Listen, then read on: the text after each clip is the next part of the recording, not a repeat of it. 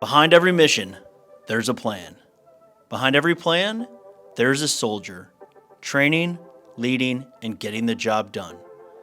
This is the Kentucky National Guard's G3 podcast, where we share the stories, lessons, and leadership that keep our Guard always ready, always there.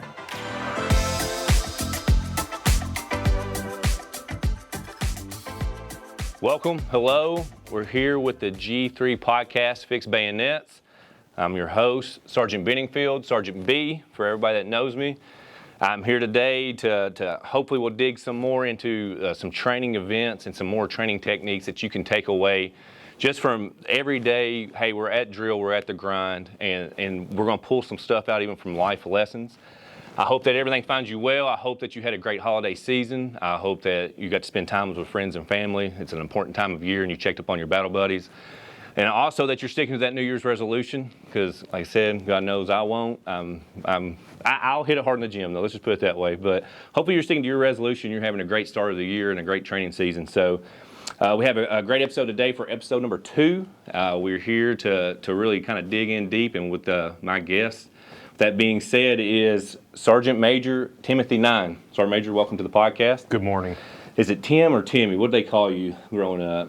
Tim. Several other names, I'm sure, but Tim for the most part. Tim for the most part, because you look like a Timmy. That's how I'd be. If I was your buddy, I'd lean out that window. Timmy, let's go. But I won't bring it up again. So, Sergeant Major Nein, welcome, though. I'm excited to hear the stories and some training exercises that you've been on and techniques that you've learned over the years. Another seasoned senior NCO.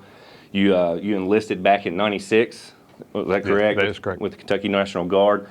Always been an MP at heart, 31 Bravo. Absolutely. There is no other MOS as far as I'm concerned. Okay. Well, I got 5, so don't judge me. All right. But that's unique to bring in because you've been AGR full-time since 2004. Was that correct? Right. 2004? November 2004. And what I've seen over the years, myself as being a full-timer, is it's kind of unique to just have that one MOS. It seemed like everybody I had met, you always had to go a little bit of a different direction to kind of start your career, whether it been a supply, MOS or an admin of 42 Alpha.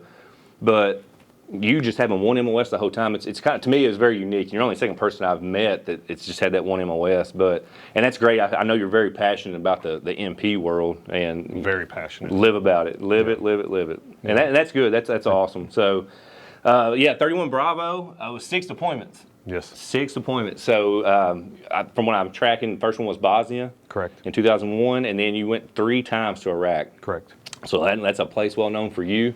And then 2 more were at southwest border. Correct. Is that correct? Okay. Yep. So, I mean, knowing a lot of different expectations of operations and stuff, and all of that, I'm sure it was different each time that you went, and in different positions. So, then you come back, and at a certain point you become an AGR full time, and then sitting in that role, we all know there's many roles to fill in. But you've done the training NCO, the readiness NCO, operations. You were at the G3 at one point. Correct. And so, I mean, you're a G3 personnel, and then you've done stuff with the SPP, and then 2021 Sergeant Major, Battalion Ops, and then 2024 moved over to Brigade Operations. Correct. So, I mean, by far, climb the ladder, and here you are, and of all things, you're the recipient of the Distinguished Service Cross. Very high honor, and I know it's for the Raven 4-2 incident in Iraq, from what I'm tracking. So, what an accommodation, and I'm thankful for you to be here today. I really am. Thank you. It's a pleasure to be here. Good. So, me and Sergeant Major, we just met yesterday. Correct. For the first time, face to face. So, heard all the stories. It's the Guard. We've probably been together at one point, sometime in a YTB or some kind of brief and everything. So, but to get to sit down with you, I think it's going to be very exciting, and I hope you can take something from me, as I'm going to take a lot from you as we talk through this. So, let's do this, Sergeant Major. Let's kind of jump into this. I'm just going to start you off with a question, if you don't care. How do you think we should be training?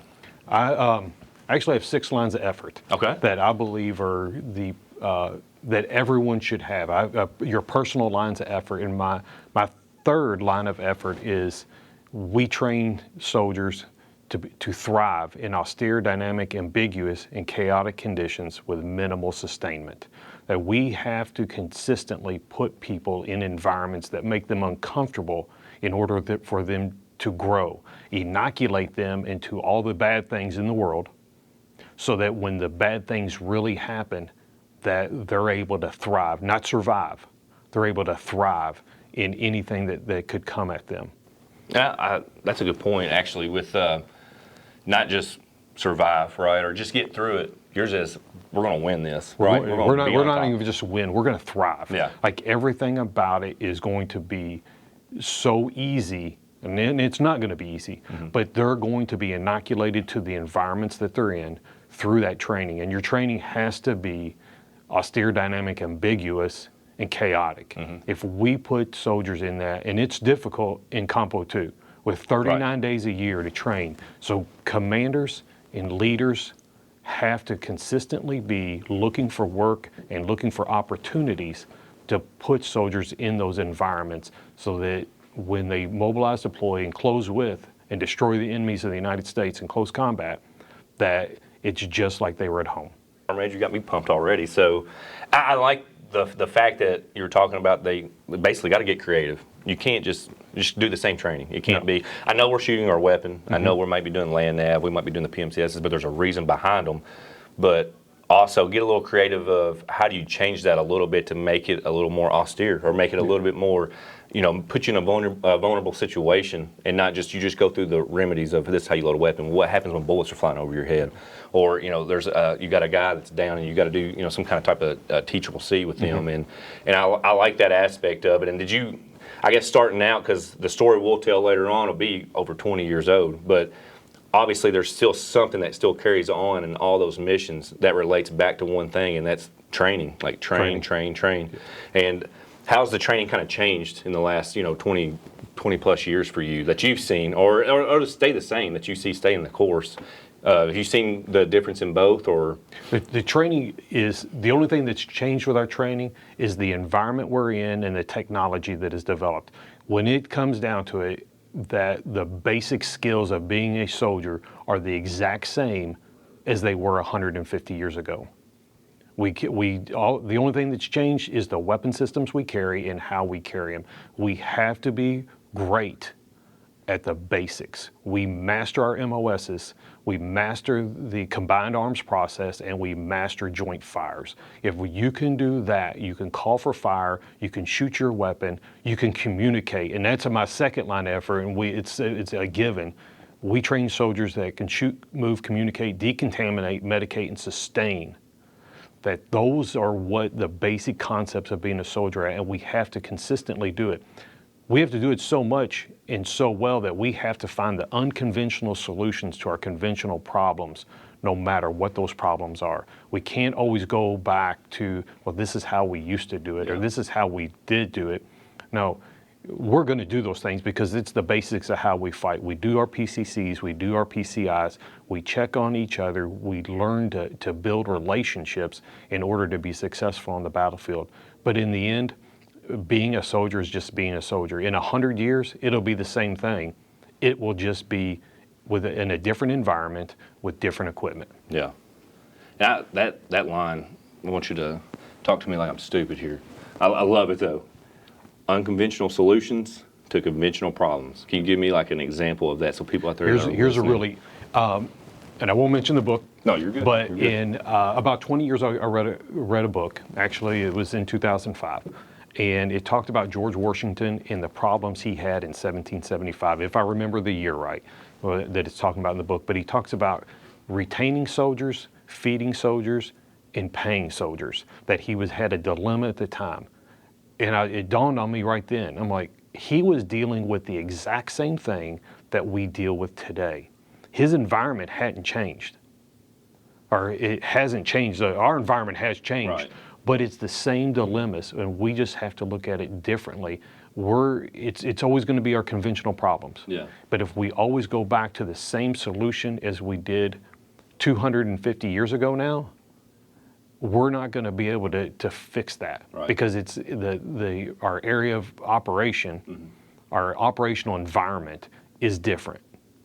But the problems are still the same. Yeah. And we have to come up with those new solutions. The money is just not going to just keep coming. The sustainment is not going to keep coming. And that's why my third line is thrive in austere, dynamic, ambiguous conditions with minimal sustainment. We're not always going just to to have everything we need in order to be successful. And when you figure out that the equipment that you get might not be what you want, I won't say it's not the best. It just may not be what you want. You have to deal with that as an NCO. Yeah. Figure out, this is what the Army gave me. These are the parameters left and right that I can go, and then make the equipment work. That's I feel like you're preaching to me now, because that's a good point. I mean, because it happens a lot, right? We get, I mean, it can be a Humvee, anything, a simple radio. But I feel like maybe we've kind of tailored into that point of, oh, we need the newer thing. This new thing has come out, or why ain't we getting these? And that is a very good point of having a different mindset about it. Of, hey, I got to make this work, and how can I make this work, and how can I be efficient with it? And we've won the war, so it's like obviously something's worked, and we've gotten creative enough to make that stuff work. So it's not always going to be easy. And I like that line as well, just because of the training aspect of, you're not going to get what you want, but we're going to win, or we're going to thrive. I'm going to start using that. We're going to thrive. We are going to thrive. I like to say that if you put a control pair in someone's chest and they keep doing bad things, you're going to switch and shoot to the ocular window. Like, just because it doesn't work like it should work doesn't mean that we stop doing it. We just adjust and make the equipment do what it needs to do. Yeah, that's a great point. I do like that. I think we could all take something from that. And I think on here, we're trying to really talk to those squad leaders, those team leaders, and with your story that we'll tell about the Raven 4-2 coming up, I think that's the biggest thing is those squad leaders and team leaders have to push it. They have to push the training. They have to get that intent. And what they have, and limited days on a compo too, like you said, you mentioned us being, M-Day, and you have the part-time soldiers coming in, which is amazing because it really is all walks of life. And I always want to reiterate that I'm thankful to be in a full-time position, but it amazes me watching all the part-time soldiers come in, because they are the citizen soldier, but they come from all walks of life, and you expect them to hit this, these type of training events, and you have these expectations of them, and when they perform, it's amazing. And that's the biggest thing, is having those right team leads and squad leaders come in and watching them kind of kick ass. That to me, I take that to heart. I'm like, we're doing something right. We're going to win. We're going to thrive. I'm going to get it right. We're going to thrive. We're going to thrive. And I love that lethality attitude of it. So that part of it, I totally agree with you, and I love everything you're saying, Sergeant Major. So, but yeah, I think the training is what we have to focus on, and especially when it comes to funding or being at home station. I know we have to serve so many times. We're doing drills at home station, but I mean, and you've been in since Moby Dick was a minnow. You've had to come up with stuff at a home station drill. Oh, absolutely. And I think you would agree of, you can train at home station and still be successful and literally make those building blocks. And I like to always encourage those soldiers to do that. But is there something that you, in particular, that you always look for? Like in the position you are now, if you go to visit a drill that's going on at home station, is there something that you like to see that's going on when you go there? And we know admin's got to happen. We know. No, it absolutely. But we have to be creative in that time period that we have, because we're not. As important as soldiers are, and they are very important, running a close second is time. You're never getting the time back, and we have to be prepared that when the time comes, if it comes, that when we walk out the door as leaders, that we're taking the most proficient people that we can, and we have to be that creative part of that, unconventional solutions to our conventional problem is time. How do I develop young men and women to be soldiers that have the physical, mental, emotional, spiritual capability to go to places that are absolutely miserable, and with little support, and feel comfortable in the environment they are. So whether I'm standing in line waiting for a PHA, or I'm in the DFAC standing in line, that everything I do, especially at the E5, that sergeant level, that I'm developing those young men and women to be the soldiers that they'll need to possibly be one day, and not think anything but that inoculation. They are prepared in everything that goes on. My first line of effort is we build soldiers that are fit, disciplined, cohesive, and lethal. And a lot of people hear that lethal part and they think that is shooting a weapon system. But it's just not shooting a weapon system. It encompasses all parts of lethality. And that means whether I can put a fill in a radio, whether my vehicles are equipped and maintained properly, whether I can maintain my weapon systems and then also use those weapon systems to hit my target. It's not just one part of it. Those four words honestly are interwoven together. We have to, as soldiers and as leaders, build people that can do that they're fit, they're willing to get up. And this is the truth. I get up at 4 a.m. every day. I'm at the gym by 5. I put in 2 hours, not because I think it's the greatest thing to do or I just love it so much, it's because my soldiers deserve a sergeant major that is willing to put in the effort to be physically fit in order to survive and be there with them if the time ever comes. Right. In turn, I deserve that too. Yeah. I deserve fit soldiers. I deserve disciplined soldiers. Mm-hmm. Brave men and women have fought and died, building proud traditions, fear, and reputation that we are bound to uphold daily. Those are really strong words. Yeah. But the truth is, if you're not disciplined enough to get up and be uncomfortable in your environment and stay focused on what you need to do, this isn't the job for you. Right. People depend on us, especially the senior leaders, to be that disciplined, and to recognize that the hardships that our soldiers go through, and then cohesive, building relationships with people that are so strong that on your worst day or their worst day, when they hear your call sign on the radio, they either want to come be with you or they're glad you just showed up. Yeah. Yeah. That's what encompasses those building blocks of training. Yeah. They're not one word's more important than the other, but they are all interwoven in that ability to perform our job. Right. And I mean, that's a good concept of everybody wants to do the sexy stuff, right? They want to shoot that weapon system and make it talk and stuff. But when you boil it down to, like we've talked about before, the comms, it's just as important as that weapon system. Absolutely. You've got to be able to communicate, or if that vehicle's got to run right, and you've got to catch those deficiencies before you ever go out to the gate. And so a lot of that stuff, I definitely 100% agree with you on that you have to be checking all the blocks to make a well-rounded warrior. And it starts from the baseline stuff. So Sergeant Major, I mean, I'm already pumped up, so let's do this. Let's take a quick break. All right. And when we come back, I really want to jump into that Raven 4-2 story, and we'll take off with it, and we'll really kind of dig into the training parts of it that paid off when just hell's breaking loose, but how you thrived at that point. Okay. All right. Great.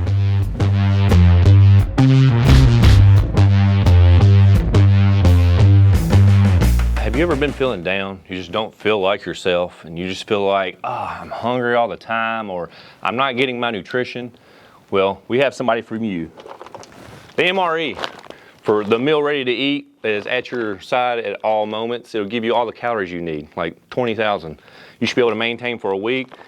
And it also has your little heater that is encompassed in the bag. So take your spouse on a date, a little picnic, throw that chili mac in a heater. Actually, we got creamy spinach fettuccine. But it can be good for you, the soldier, or a date night, whatever. But meal ready to eat, always at our side. Thank you. Sergeant Major, welcome back. Right. Hey, you're smiling. Yeah. You're smiling. I like it. All right, here we go. So creamy fettuccine, or spinach fettuccine, I don't think would be my best pick for a date. But you're not an Italian guy, or no, is it just no, great. Well, I take you as a George Strait guy. You listen to country music? Oh, absolutely. Nailed it. Who's your favorite artist? Let's go down this path for just a second. It'd have to be the King. Really? Yeah. I nailed that. Yeah. We didn't even talk. Admit it. Yeah. Let everybody know. I nailed that. Take me to Texas. I like it. Yeah. Amarillo by morning and all that. I love it. So, yeah, I was like, I could just see him in that Stetson. Yeah. Back in the day doing that line dance. Did you dance? Oh, I still do. I love it. All right, we'll do that one here in a minute. So stay tuned, everybody. Me and Sergeant Major are going to do some line dancing, but I don't know if we're going that far. Don't get everybody's hopes up. Yeah. All right, well, welcome back. We have covered a lot of the training aspect from Sergeant Major Nine's perspective over the years, and we've kind of hit some highlight points of the one I just want to take away is we're going to thrive. we're going to thrive, we're going to win, but we're going to thrive in any environment we're put in or any mission we have. And I think to really kind of drive that home is I really want to jump into that Raven 4-2 story. Well-known story that took place in Iraq, and it was an ambush from what I'm tracking. And I'm not going to go too far with it. I'm going to let you kind of talk about it, but before we kind of go into it, can we put this picture up just real quick? So we had brought in the picture that's been depicted of the scene. I'm going to kind of hold it. Hopefully the camera can capture it. But can you just kind of talk about this picture here? Yeah, as you see on the far left, it's an overall depiction of several different scenes, several things going on one time. Far left, you see now First Sergeant Leanne Hester. She was a sergeant then. She was my Bravo team leader. See her to the left. You see me immediately to her right, and then just on the other side is Sergeant Morris and now Sergeant First Class Casey Cooper. You see up in the turret on his 50 cal. You see farther down, you see Bill Haynes. He's up in the turret on his 50 cal. And then you see what looks like a couple people fighting in the far distance down like the road a little bit. They're shooting at anti-Iraqi forces. And then our medic specialist, Jason Mike, at the time, he's looks like he's trying to drag someone back as he's performing his medical duties on injured soldiers. And that's just seeing that alone, it kind of tells a story, right? The picture does, and very well done. So I just want to bring some, attention to it, especially if you're listening out there. It's a very well put together picture, kind of explaining everything and encompasses it in one thing, So I kind of want to recognize that before we get started on the actual story. So let's dive into Raven 4-2. All right. Where did that name come from?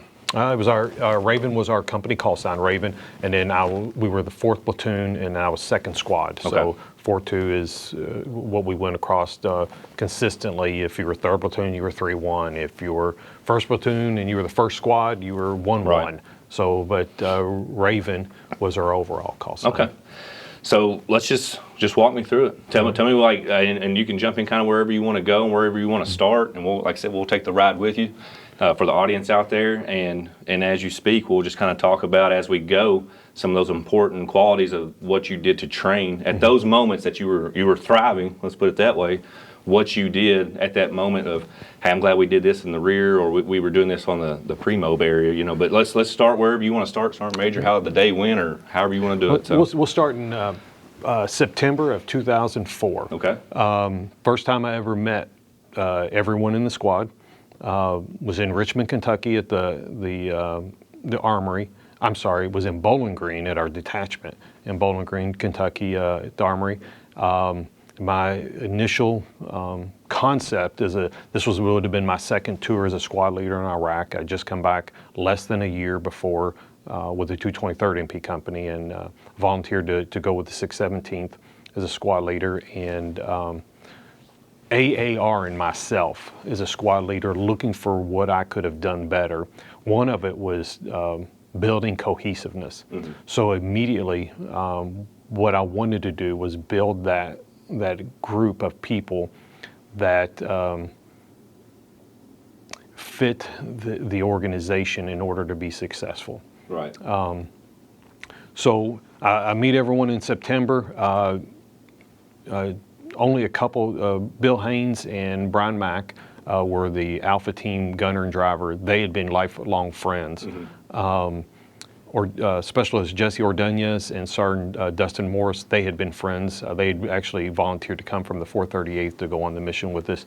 But besides that, no one knew each other. And that's and that's a guard thing. That's a guard thing. You get thrown in these teams, and first thing is that you have to. The cohesion has to work. You have to start to develop it, and that's right. what leaders have to do. Right. They have to look at, okay, how do we become so cohesive that everyone is bought in? Mm-hmm. Started there. We trained up. Went to our MOB site. Started to build that more. Build our TTPs as a group of how we were going to fight. Set that foundation of who we are and what we're going to do. Right. Arrived in Iraq in November. We're on Camp Liberty, Pad 12, straight across from the DeFleury DFAC, for those that know. did MSR patrols for the majority of the time. Every now and then we'd have convoy escorts, but the majority was either on Tampa South, Route Sword, Route Force, Tampa North, Route Mobile, and then where this incident was Route Detroit, where every week and a half, 2 weeks or so, we would switch routes for patrols depending on where the convoys were going to go through in order to disrupt the anti-Iraqi forces, so they didn't know. By the time they started getting set up, we would switch routes, and now they had to go and switch how they were going to do attacks. The eastern route, we would call that was Route Mobile. It went up past Abu Ghraib, past Fallujah, and then would come back around Camp Anaconda. So we would patrol that, and then with the central route would come up Tampa South over to Force, up through Sword, and into Tampa North all the way up to Anaconda. And then in this instance, Route Detroit was what we called the eastern route. We had several instances, IED strikes, small arms attacks, up to 7 to 10 AIF, anti-Iraqi forces. Yeah. And each time these things happened, I'm a really big believer in AARs, whether it's internal AARs or external, like with your group, learning from what I like to say, what we did well and what we can do better. Our daily missions would start, our daily ramp-ups would be 2 hours before mission, and so we were either generally on 7 a.m. to 7 p.m. or we were on 7 p.m. to 7 a.m. So if we had to be on the route by 7 a.m. to go do almost law enforcement patrols. So if you can imagine 3 Humvees going out on patrol looking for anti-Iraqi forces, looking for bad guys, and then helping convoys or other elements that maybe broke down or needed assistance. That's what military police do. So you were essentially just kind of falling in on convoy routes, basically. Exactly. Kind of just patrolling. Just like we call it support to security and mobility. And it would be just like being at home, any other law enforcement patrol, except you're in 3 vehicles. There's 10 of us total, nine military police soldiers and a squad leader. So each truck had at least 3, and then I would ride along with one of the different trucks each mission.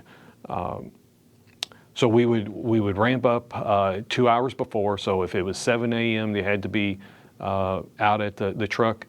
We'd probably wake up at 4:30, get a shower, get dressed, get ready. I would meet the gunners at the ISU 90 to start getting their weapons, crew serve weapons out.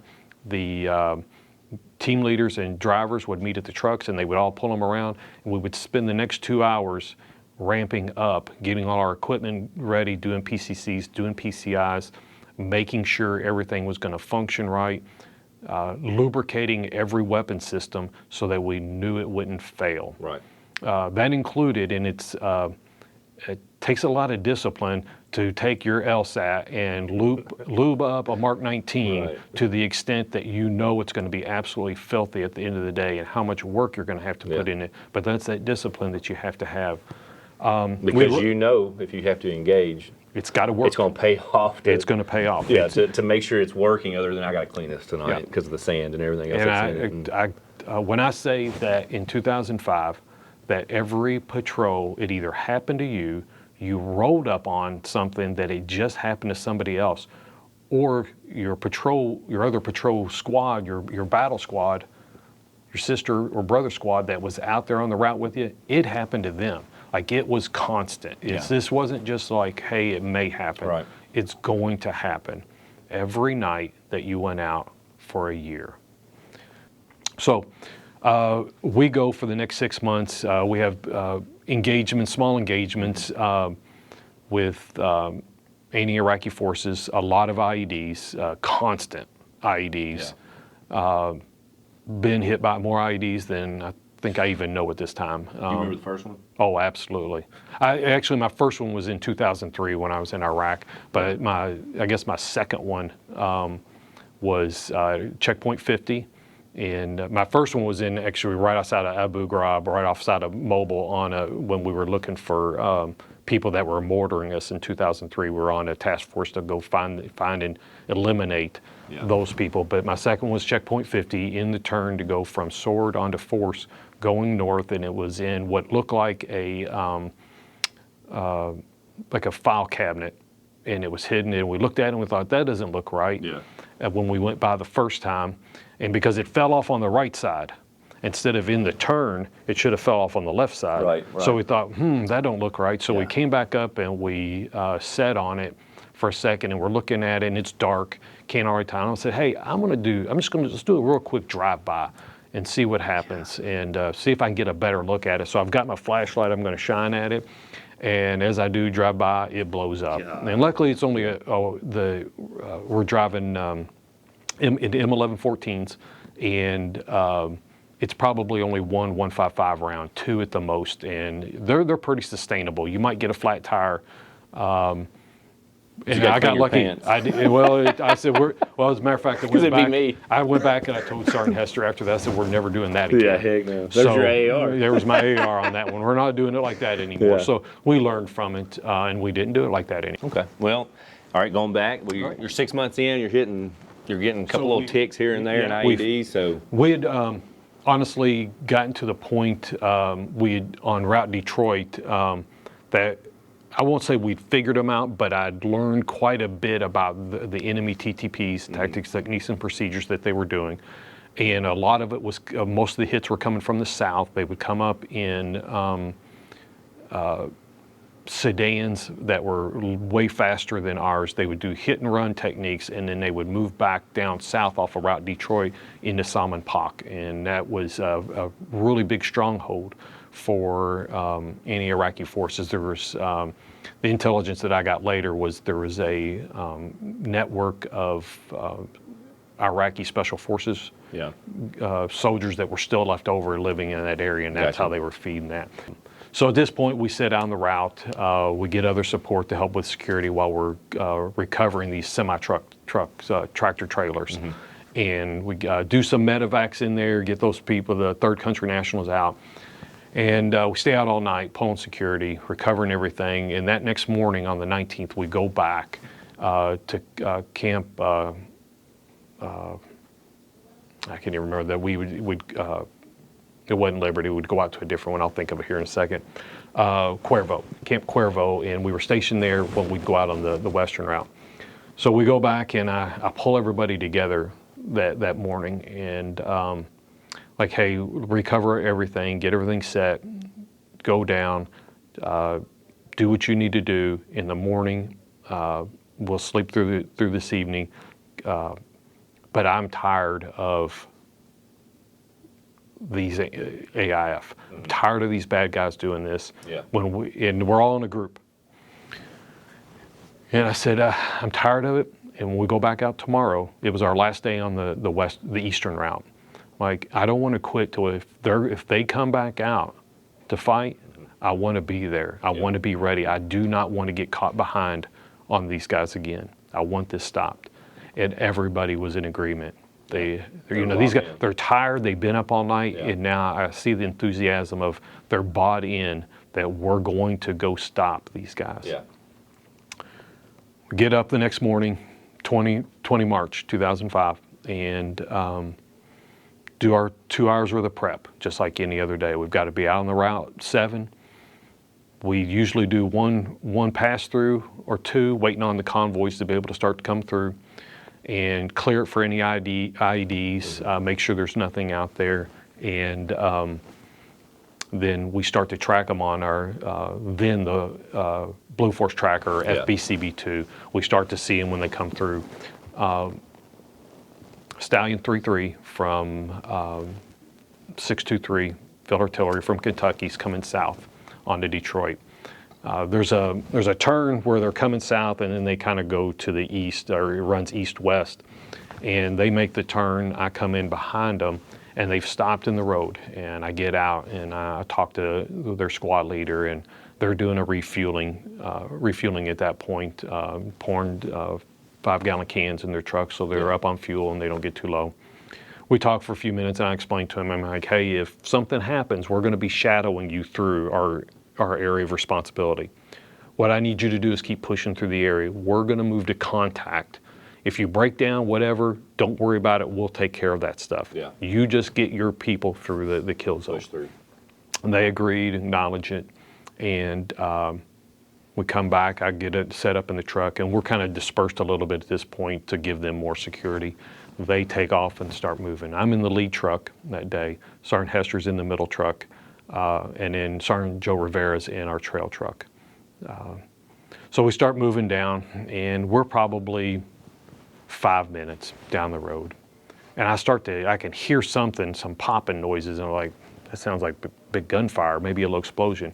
And now Sergeant First Class Cooper, but then Specialist Cooper, starts kicking onto the floor, and he actually kicks me in the shoulder to get my attention. And he says he's sitting down, but he stood up, and he's sitting down, and he yells down into the truck, like, I hear him shooting, I hear him shooting. And I could tell what was going on at that point, so I pick up the radio, and at the time there was another fight going on to the north, and it didn't even dawn on me what the day was. Yeah. This is 20 March of 2005. It's the two-year anniversary of the liberation force to Iraq. And what I didn't even, it should have dawned on me that, hey, there's probably, they may try to make a statement today, but it didn't. So there's another fight going on to the north, and our J-Stars was a plane that flew above Iraq and would be used as a relay station. Yeah. Their call sign was Handcuff. Okay.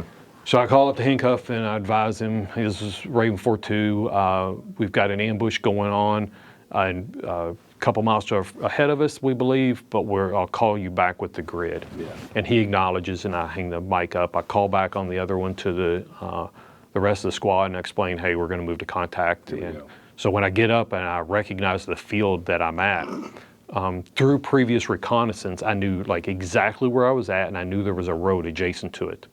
So to this day, I remember grabbing the mic and looking over at my plugger and reading off the grid, calling up, and I got an acknowledgement, and I told him I need close air support now.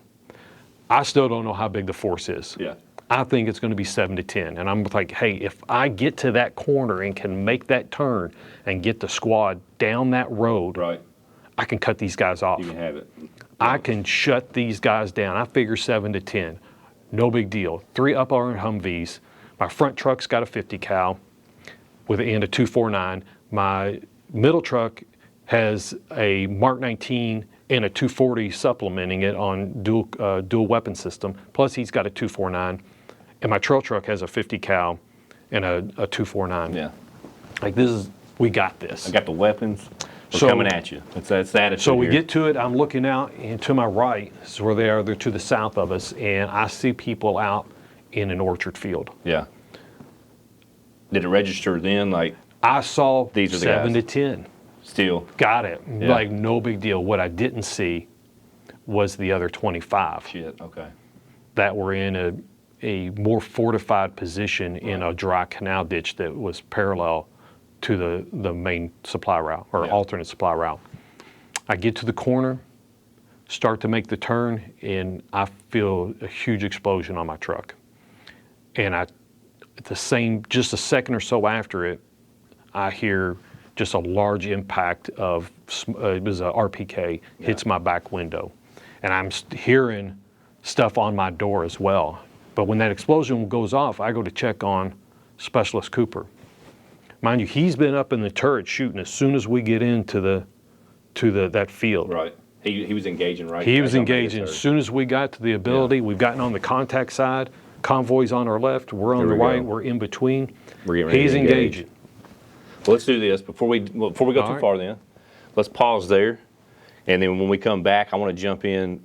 We're killing bad guys at this point, right? Yeah. We're engaging. So I mean, to kind of take back what we've said so far is, you followed your loadouts. You're making sure everybody's, they're ready to engage. The morale's up, but the weapons are getting clean. The trucks are being prepared every night. Y'all been doing this for a while, and all of a sudden, it's the time's now. We're fighting, and I think you can take a lot of that back to your training. Mm-hmm. Is sticking to those TTPs and literally going back and doing your discipline of checking everybody, your PCCs and PCIs. So let's do this. Take a quick break, and when we come back, we're going to go into the engagement. All right, that work.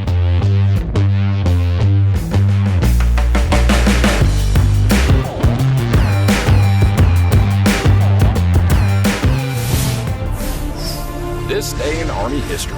March 20th, 2005, the Palm Sunday ambush took place in Iraq.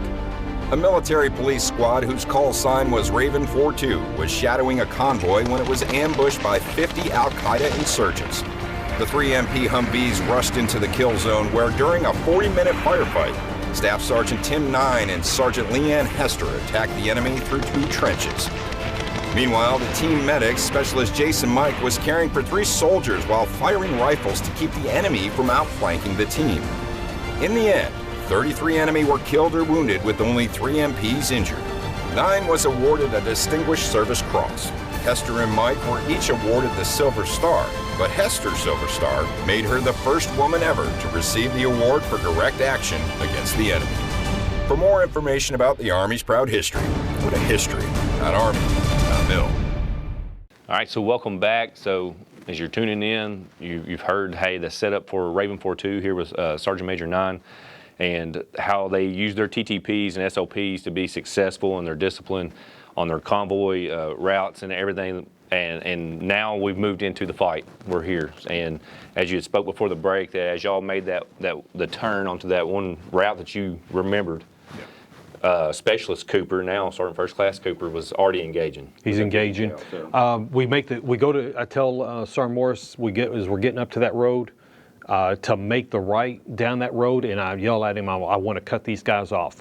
So as we're in that turn, I hear the explosion, I hear the RPK fire hit the truck, and I turn to look, and Cooper's not up in the turret anymore. I look down, and I see him with his head and his left arm face down in the wheel well behind me. I think he's dead. Yeah. Start to crawl up onto the 50 cal, and he springs back to life and says, I'm okay, and he gets back up on the 50 cal, and I start to hear it go off immediately. Was that from that RPG? That was from the RPG. It knocked him down into the truck, though. So I crawl back into my seat, and I turn, and we're all the way into that turn now. And I look up, and I count them, 7 vehicles, and all their doors are open. Mm-hmm. And I remember thinking, that's at least 28 guys. And you were assuming 7 to 10. I was assuming 7 to 10. Right. I recognize now that I just committed my force to a force almost 3 times the size. And what I didn't know was it was really almost 5 times the size. Right. I yell at Morris to yell or drive down the road about 300 yards because my objective was to get down that road, cut them off, but be about 100 yards apart each so that we had good fields of fire, but were dispersed enough that we wouldn't be as easy a target. Right. We get down there as I'm looking out the right window, and I'm looking for targets and who that we need to kill and things like that. Rounds are hitting the truck, and I'm thinking, there's no way even this M1114 vehicle is going to be able to stop this many bullets hitting the truck. And I also see something on the windshield, and I'm thinking it's dirt. And I turn, and it's out of my peripheral vision, and I turn and look, and it's oil. And then I realized how serious this have really gotten us into. Yeah.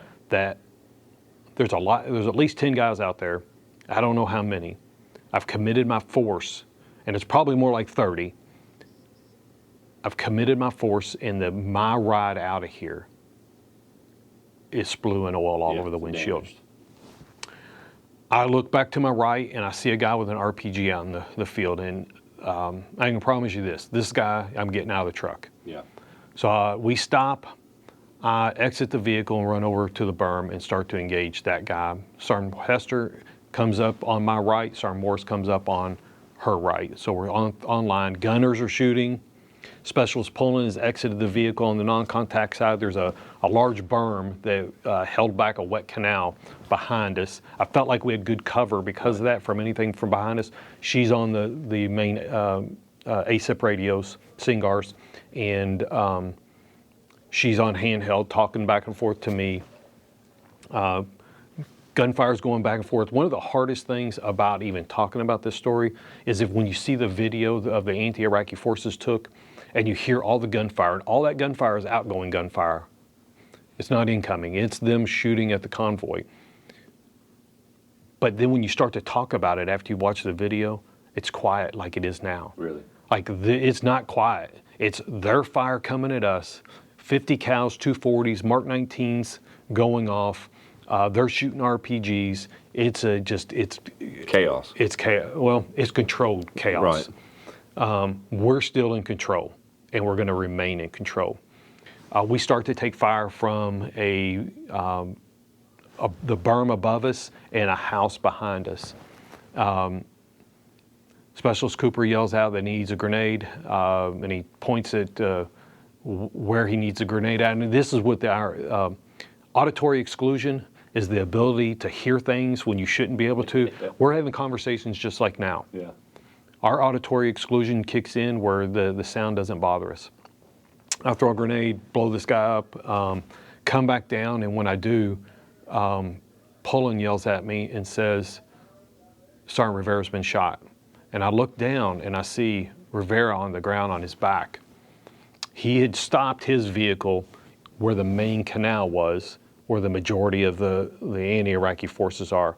I see him on his back, and he's kind of going back and forth. And later, when I asked him later, he's been shot through just about an inch to the left of the navel, and it didn't disrupt his spine, but it was enough that he couldn't move his legs. Later, he's able to walk with no problem, but he's trying to get back into the fight. He's rolling back and forth, and he's trying to get his weapon into it. I see the driver, PFC Mac, he's on the ground too, but I can't tell what's going on. Haynes, the gunner, he's got an M9 in his left hand, and I see him fooling with a 50 cal. So what I didn't know, and he tells me later after he's been medevac, because he ends up getting shot in the hand, that he was trying to reload and fight at the same time, the 50 cal. But what really sticks out more than anything, even all those images, is my medic, Specialist Mike. He's got an M4 in his right hand and an M249 in his left, and he's shooting in two different directions. And I realized just how serious we really are. I've got a truck that could be overrun at any time, and that if he's shooting in a direction that I don't even realize that we have enemy forces at, and there's another 15 guys that can see them that are just to the east of our position, that have also started to engage the 1075th Transportation Company to the south, that have stopped before they thought they got in the kill zone, but they didn't realize how big the kill zone was. And this, I mean, the medic's out there like Rambo, just like Rambo. slinging. If I could tell you that it looked just like something you would see. Yeah. He's shooting a 249 with his left hand and an M4 with the right, and he's looking back and forth, so I knew there was a lot going on. But in your mind, you're like, oh shit, it really was. Here we go. I thought that there was just no chance we were getting out of this. Yeah. Ordonez yells down at me, Poland's here, the truck's here. They're down to they're to the north of us. That we're getting shot at from the house. And I tell him to swing the Mark 19 around and engage the house. And he does. I remember the explosions of it hitting the house, about 5 rounds. At this point, I realize I've got to tell Handcuff what's going on. So I'll go back to the truck. I'm on the contact side. Specialist Cooper is shooting above me, 50 cals going off. Sergeant Hester and Sergeant Morris are shooting their M203s, their M4s. And I pick the hand mic up, and I tell Handcuff, I just yell out, Handcuff is Raven 42, be advised we're a squad size element fighting a platoon size element. I need close air support now. I drop, and while I'm doing that, I'm hitting kill on the FBCB2. Right, sending it. It's time to start destroying equipment. Yeah. And I remember saying those last words and going, it says, do you really want to do this? And I'm thinking, yeah, I do, but I don't believe I even have time to hit it again. Yeah. So I drop the hand mic and I come back online with Sergeant Hester. And that's to destroy the equipment. To start to destroy destroy everybody equipment. knows. Yes. Yeah. Well, just in case. I really thought we were going to be overrun. Yeah. But it in my brain, I thought, are my people more important, or is this equipment? I thought we could get by, even if we got overrun. I felt like it was the right thing to do was to get back in the fight. Yeah. Drop the hand mic, go back over. Sergeant Hester's to my left, Sergeant Morris is to my right. I look at Hester and I look at Morris, and they're turning, they're looking at me. They're only a couple feet apart, and I explained to them that Sergeant Rivera and Mac have been shot, and I think their truck's going to be overrun. We need to go into the canal and start fighting these guys. I know that they're in the canals now. Yeah. when I look at Morrison, I need you to flank us and clear these vehicles as we go, because I was afraid someone would shoot down from the vehicles that may be hiding in them. About that, turned to Sergeant Hester before I could say, are you ready? Tell her she's going with me. She raises her rifle, and I remember it going off, and I look to my right, and there's a guy running from the cars trying to get into that ditch that's in front of us, where there's a small, about the size of this, maybe not even this tall as this table. We're on a knee behind it for cover.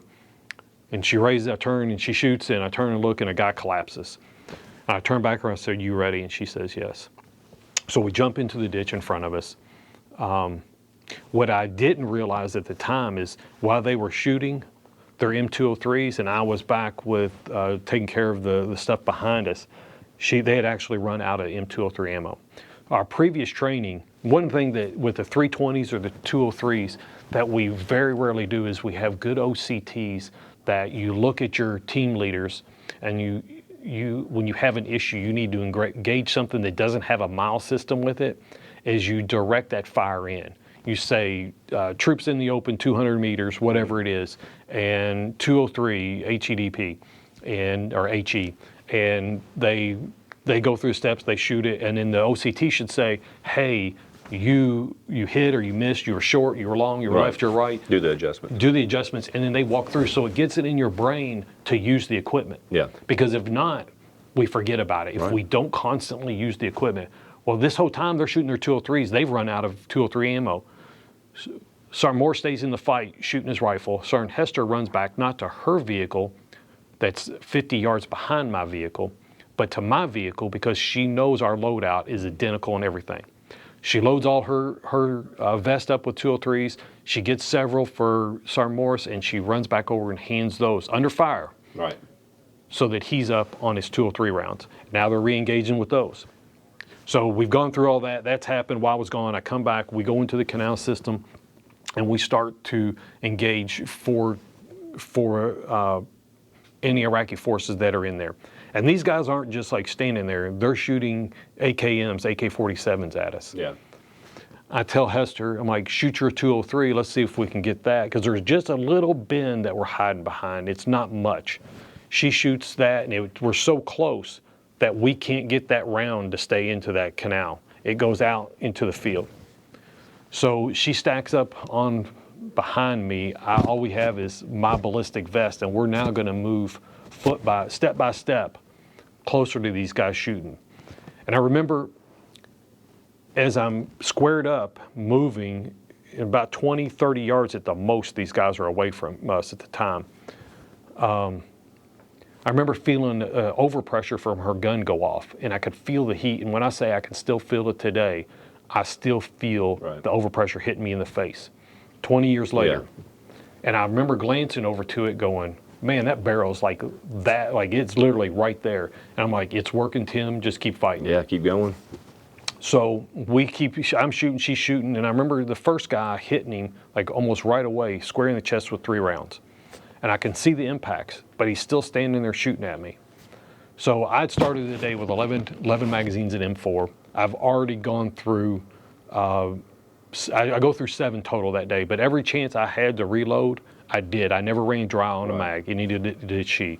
I've got 3 hand grenades, M67s, so I tell her I'm gonna throw a grenade. So she covers me while I throw, she's shooting, I throw a grenade, it blows up, the first guy goes down. We shoot a couple more inches, and they're still shooting at us, and the rounds are literally kicking up around us, and I have no idea, except for discipline, of why they weren't hitting us. They're just shooting. Yep. I throw another one. I've already thrown one. Then I threw one up on the berm. Now I'm in the canal. I've thrown my second one. Now I throw my third one, and the guy goes down. There's one guy left. She's shooting. She says, I tell her to throw a grenade. She says, you throw the grenade, I'll cover you.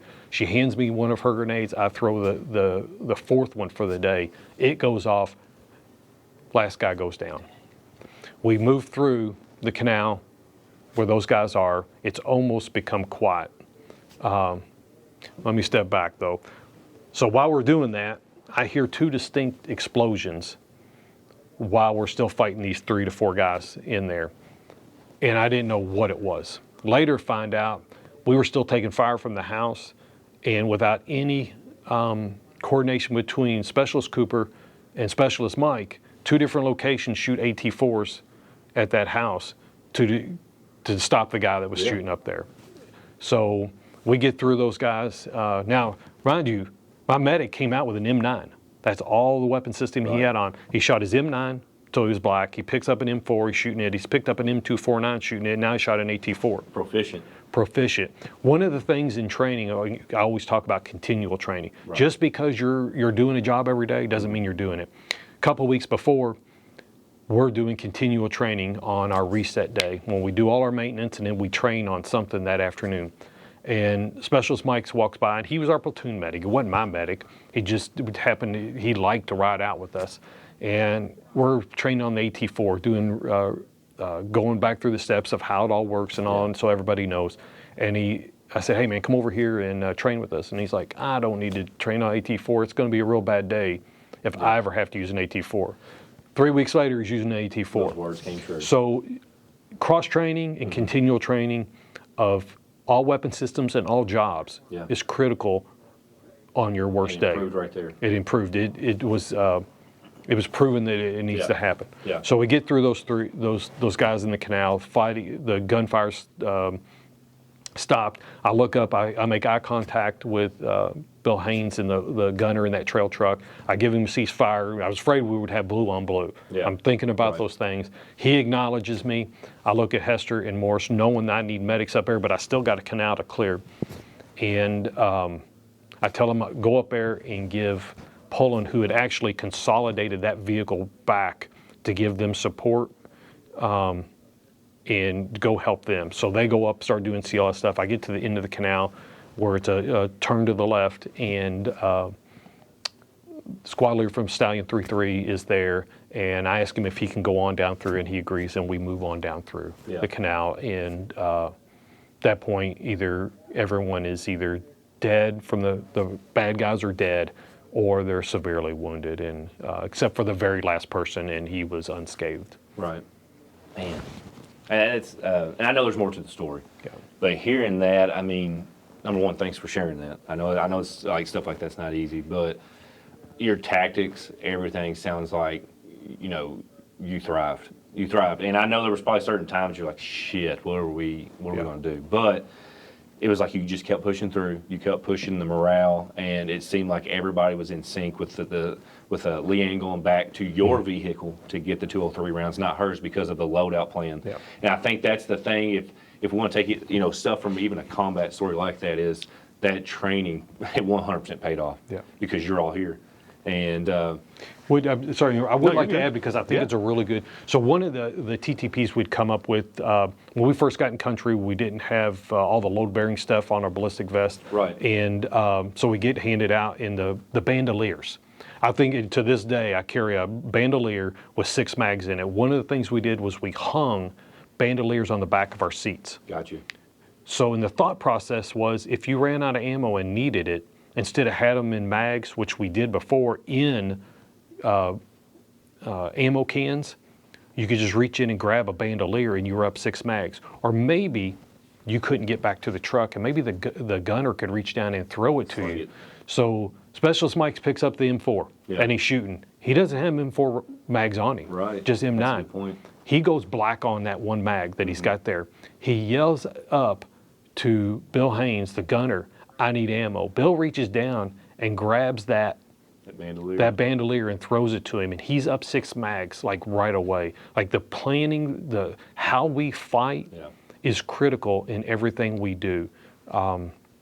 From even just that preparatory, even if it's a dry race board, of like, hey, what's this in? And we did these things. Draw out who's going to do what, no matter. The trail truck's going to do this. Middle truck sets up a base of fire. And then if the front truck is going to flank, or whatever it's going to be, those are the things that people see and do. And that's why when I say those unconventional solutions to our conventional problems, you can stand in PHA line with your squad and talk about how we fight.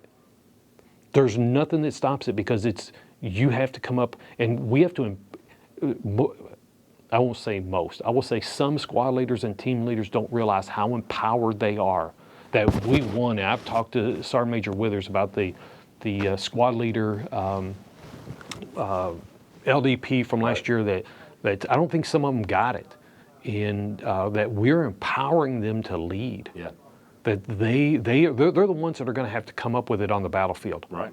Nobody's. My second rule of a gunfight is nobody's coming to save you. First rule is everything's your responsibility. Second is nobody's coming to save you. Now the truth is we are, because we're never leaving a fallen comrade. But you got to keep the mentality. But you don't know what the timeline's going to be. You don't know how long you have. You have to roll out, whether it's on the battlefield or you're leaving your house every day. That is your line of departure. And when you roll out and you have in your brain that nobody's coming to save you, that it's all up to you to figure this out, your life will change. There you go.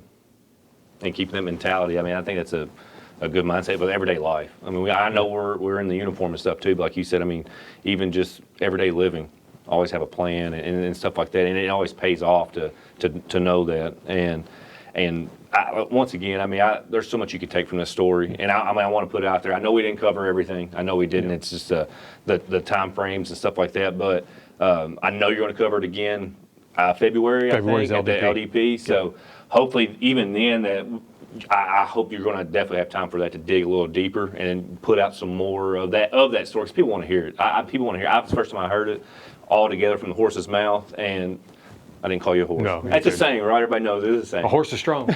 I'll take it as a compliment. Yeah, so I get to hear it from you, and I just hearing it, I mean, it even motivates me, Sergeant Major, to hear that and know that, you know, you did stuff for a reason, and it paid off. And in real life scenario, it paid off. And thank you for sharing that. But with that, appreciate you being here today and telling that story. I think it's going to be great for people to hear. And once again, I know we'll cover it a little bit more in February, that you'll tell that story. And hopefully we'll get another recording or something. That way we can kind of push it out, and your message being, hey, we're empowering you to take those roles and be a leader and really train to, you know, your survivability and your lethality and to push your soldiers. And I think the message will definitely be received. And I hope this gets out too, that it just doesn't fall on deaf ears. This is what we're here to do. We're here to push the training, get creative, and let's win the wars. Let's win the fight. Let's thrive.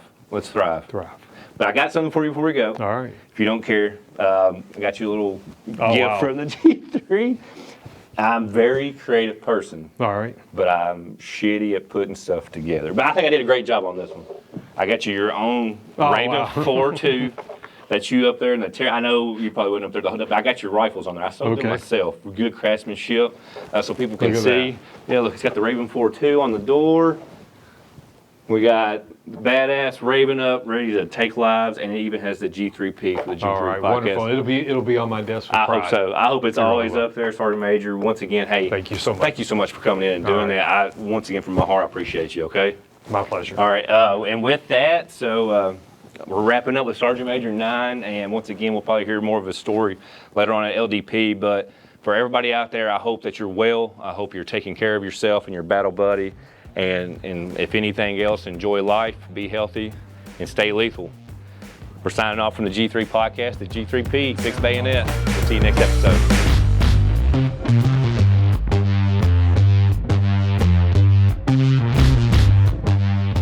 Thank you for joining us on the Kentucky National Guard G3 podcast, where we bring you the voices and stories behind the mission. Stay connected, stay ready, and we'll see you on the next episode.